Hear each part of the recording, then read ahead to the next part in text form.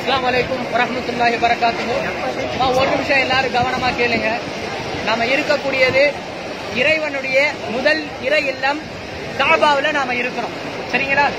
இறைவன் நம்மளுக்கு ஒரு மிகப்பெரிய ஒரு வாய்ப்பை கொடுத்து இந்த இடத்துல அமர செய்திருக்கிறான். இந்த இடத்துல நம்ம நிறைய விஷயங்களுக்காக இறைவன் இடத்துல பிரார்த்தனை செய்யறோம். அப்படி பிரார்த்தனை செய்யக்கூடிய நேரத்துல ஒரு விஷயத்தை நாம தெரிந்து கொள்ளணும். சரிங்களா?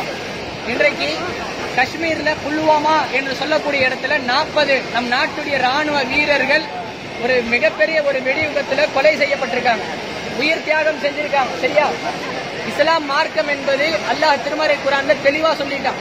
ஒரு மனிதரை வாழ வைத்தவர் எல்லா மனிதர்களையும் வாழ வைத்தவர் போல அவர். அதே போன்று ஒரு மனிதன், ஒரு முஸ்லீம் அநியாயம் யாருக்காவது அநியாயமாக கொலை செய்து விட்டால் அவன் ஒரு கூட்டத்தையே, ஒரு கவுமையே கொலை செய்தது என்று சொல்றாங்க. இஸ்லாம் மார்க்கம் எந்த ஒரு நேரத்திலும் தீவிரவாதத்தை ஆதரிக்கக்கூடிய மார்க்கம் கிடையாது.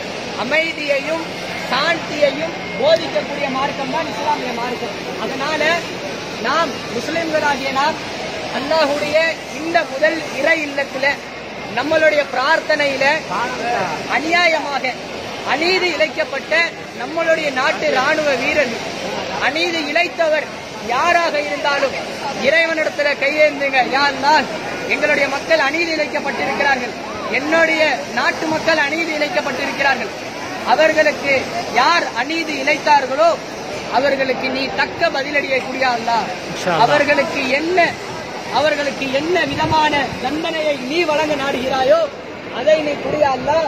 எங்களுடைய மக்களுக்கு ஏன் தெரியுமா, அந்த 40 பேருக்கும் குடும்பம் இருக்கும், அவங்களுக்குன்னு அத்தா அம்மா வாப்பா எல்லாம் இருப்பாங்க, சின்ன குழந்தைங்கள்லாம் இருக்கு. அவர்களுடைய மனங்களுக்கு அமைதியை கொடுப்பதற்கு நாம் இறைவனிடத்தில் பிரார்த்திப்போம். அநீதி இழைப்பவர்கள் யாராக இருந்தாலும் இஸ்லாம் அதை வன்மையாக கண்டிக்கிறது. இஸ்லாம் அமைதியை பரப்பக்கூடிய மார்க்கம் என்பதை இறைவனுடைய முதல் இல்லமான இந்த காபாவிலிருந்து நாம் இறைவனிடத்தில் பிரார்த்தனை செய்வோம். உங்களுடைய பிரார்த்தனையில் நம் நாட்டு ராணுவ வீரர்களையும் அவர்களுடைய குடும்பத்தாருக்கு மன அமைதியையும் இறைவன் தர வேண்டும் என்ற துஆவையும் செய்யுங்க.